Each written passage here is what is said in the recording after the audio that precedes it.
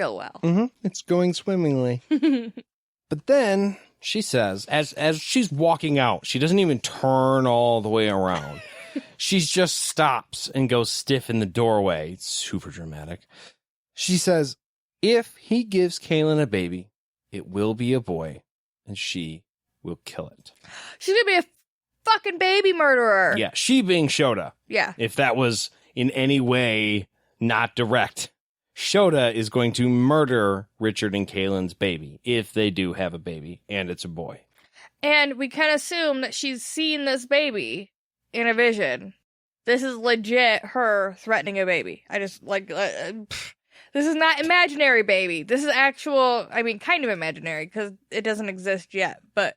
It's a hypothetical, and then it's going to turn into a actual thetical. I don't know what the word for that is. Yeah. But yeah, it's actually threatening a baby. Mm-hmm. So, great. Cool. Fun. She does say it's not going to be personal, you know? You don't take it to heart that I'm going to kill your baby. Like, it's not you, okay? This is, strictly business. You guys are weak-ass bitches, and I just need to make sure that we take care of business, okay? Yeah, she's almost pulling a veil over their eyes. Like, look, I'm doing you a favor. She couldn't ask you to do it, and you couldn't do it even if she asked you to. So I will take care of it and just end this silliness right now. Pussies. What's a little baby murder? No big deal. And then she leaves. So as she walks out the door, I think it's time for me to walk to the fridge for another beer. So we'll be back right after this.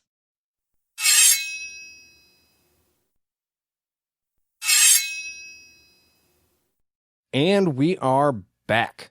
So Richard is standing there like, I can't even fucking believe this shit. I mean, what a nightmare. Kahlan asks what they're going to do, and Richard is rightfully like, dude, I don't know. Like, I told her I don't know because I actually don't know. Why does everybody keep fucking asking me these questions? And she gives him the answer that we've basically been joking about this entire episode. It's because you're you, dude. Like, you're the guy. You're the dude. I like she doesn't even, try to sympathize and be like, oh, I'm sorry, Richard. Yeah. I understand, because I don't know either, and I totally am part of what threw you into this craziness. She's just like, oh, no, you're the dude with the answers, so that's why. I'd be like, fuck you, Kahlan. You give me an answer. But actually, Richard does end up pulling an answer out of his ass here. And goes, you know what? We should fucking ask the ancestors. Since we're talking about the underworld, they live in the underworld. Let's go ask them some questions. Yeah, I mean, they've done it before. It, for the most part, worked out. Let's do it again. I feel like that wasn't something they do on, a weekly basis, though. It kind of seemed like a big deal when they did it, and that it was an honor that they did it for Richard, who isn't normally a mud person. So it seems like a bigger ask than what Richard seems to put on. Yeah, well, I mean, and last time they did it too, they had to do it in a couple of days, when normally it takes a week. And I'm sure this is a guess, but I'm guessing Richard is in a hurry. Maybe. Yeah. She's like, yeah, you gotta wait a week. So how's, say, tomorrow? Noonish? 10 a.m. Perfect. What the hell? I really feel like, although I love Richard, I get why he's in a hurry, I get why he does things the way he does. He really feels like he's kind of pissing all over these people's culture, a couple times to get what he needs. Yeah, oh yeah, absolutely. There are no rules that apply to him whatsoever here. And like we said, they're being really gracious about it. By all right, they probably shouldn't be, but they are. Everybody but Chandelier, who, honestly, the more we go through this, the more I'm like, I'm on his side. Team Shan. Team Shan. Well, they'd tell the Birdman, and Shan's going to be like, I fucking called it. I knew it. They're going to stir some more shit up every time. So they run to the mud people, and Kahlan tells them they're safe. Richard tells the Birdman about the veil being torn and wanting to call a gathering. The Birdman lets on that he knows of the veil. Since the ancestors have to travel through it, to visit with them. Chandlin says that what Richard says is lies from the witch woman, and they can't call a gathering based on a witch woman's lies because that is not for a person of the village. Right. Richard is like, middle finger rockets, though. I'm a person of the village, and I need some help. So it totally falls within your rules. Let's get to gathering. I did think it was funny that Chandelier was like, hey, how'd the veil get torn there, bud? Oh, that was already there when I picked it up. Yeah, it's real bummer. Hey, look, birds. So, actually, in response, Richard does the dumb thing and injures his already injured arm by pulling the sword point, across his forearms. And then he shoves the sword point into the ground and leans on the end of it. Somebody's got to tell him, right? If the guy that made that sword saw him do that, he'd be like, Richard, buddy, you know I love you, right? Don't fucking do that. I feel like there's so much wrong with everything he just did. I mean, yeah. The gushing of the blood in the forearm, like, dude, we got it. Yeah. He tells Chandelier he doesn't want to hear another word out of him tonight or he's going to kill him. And at this point, Chandelier just huffs and crosses his arms and glares because there's nothing he can do. He knows. But he doesn't say shit. Right. He doesn't say anything. Because I think he knows not only is Richard not joking, but also the rest of the village is kind of on his side. So he doesn't really have backup. Yeah, that's an uphill battle. Conveniently, though, Richard did not answer his question about how the veil was torn. Oh, right. Yeah, he snaked out of that one. There's a pun for you. Richard asks the Birdman again for a gathering. All the elders agreed.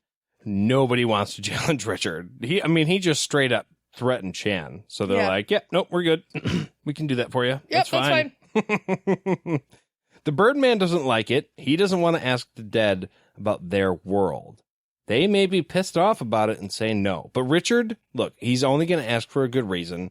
So the gathering's granted. It really feels to me like the Birdman is also at this point getting, tired of this. I get it. I'm going to, humor you and, yeah, you're the cool guy. I'm on your side. But, come on, man. Exactly what we were just talking about. Exactly what Chandelin's been talking about this whole time. Right. And suddenly, to, prove the point, Richard is hit in the fucking head with a dead owl. I mean, that was fucking unexpected. Yeah, not exactly on the agenda. So the Birdman says, look, owls are more closely connected to the spirit world than we are. Owls, more than most birds. This is a warning. The Birdman asks Richard to reconsider.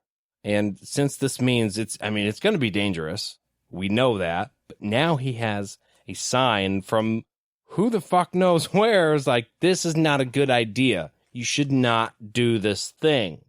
So I'm sure they're just going to put the idea to bed.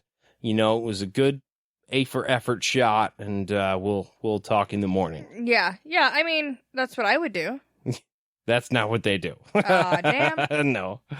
The owl brought a blood warning. For him specifically, the worst kind of warning, which anything with blood in front of it is pretty much the worst of it. Yeah. Kahlan has the Kandar, the blood rage, so this is a blood warning. I don't know what it is, but... Keep the blood where it goes, I think, is the lesson to learn there. Just don't let the blood spill into other places. Oh, see, I was thinking elemental. If Kahlan has the Kandar, that's the blood rage, and she, calls down blue lightning, then what the hell is a blood warning gonna do? Does it just light things on fire, or... who knows? Floods the earth. Yeah, like Fortnite again. Yeah. The only thing worse would have been if a raven had brought this message to Richard, because that would have been a death warning. A for sure, hey, bad things. Bad things, or you're gonna die? Yeah, you're gonna die. You're gonna die. Yeah, you're gonna die. The ultimate bad thing. Yeah. So Richard says he has no choice, though. He has to go through with this gathering. The Birdman is like, cool, All right, fine. 3 days. Give us 3 days. You can have your goddamn gathering, See, okay? it's not even the week again. He's like, okay, yeah, we're going to cut the time in half, right? You're in a hurry again? Okay. Well, Richard's response is, well, last time. And Birdman's like, oh, okay, fine. 2 days. 2 days. Richard with the goddamn temper. Okay. Well, he has the temper. Do it. The temper will come out, and then you'll be sorry. You might already be sorry. I'm pretty sure they're sorry. Yeah, they're sorry. Richard thanks him and then tells Kahlan to meet him in the spirit house with Nissel and something stronger than the leaves he's been chewing. So not only is all this going on, but Richard's hitting the hard stuff now. Like, I don't know what we're equivalating the leaves to, but now we're up another level. I want to see the delivery method of this next drug that he's going to be taking, because I'm not super confident in what's happening. Yeah, I'm not really sure. I know pirates in Somalia chew leaves. I believe it's called cut. And I'm not entirely sure what's in it, but I think it's something akin to like cocaine, like the cocoa leaves, but they chew on them and it gives you a little buzz. I think that's what Richard has now.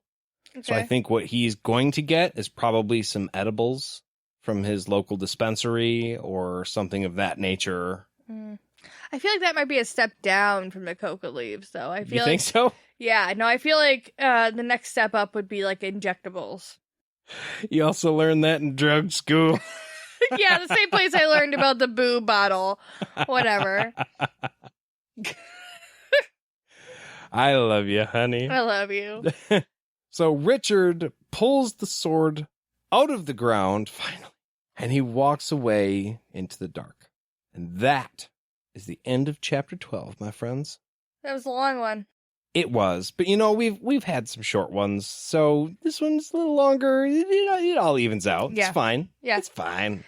I had fun anyway, so I don't really give a shit. Well, if you guys had fun and wanted to let us know, you can do that by sending an email to podcastatt@gmail.com. You can give us a call, leave a voicemail, or text us at 616-259-0025. You can find us on Facebook by searching all the things. You can find us on Instagram at podcastatt. And if you wanted to help this podcast grow, you can go to patreon.com/podcastatt. You can make a pledge anywhere from $1 to $10. You'll get access to a lot of stuff we have on there. We have stickers, we have shout outs available, and Jade has been doing these drawings for people that are really, really detailed and pretty fucking amazing, if you ask me. Thank you. You're welcome. But all of that gets us closer to being able to maintain this podcast and getting a website so we can finally get all of our stuff into one place online and make it super easy for everybody. Yeah, this podcast runs on listeners like you. There's a little rainbow that goes across the... Yeah. Yeah, it was a PBS grab. That's fine. It's fine. Thank you guys again so much for listening, and we'll see you real soon. Bye.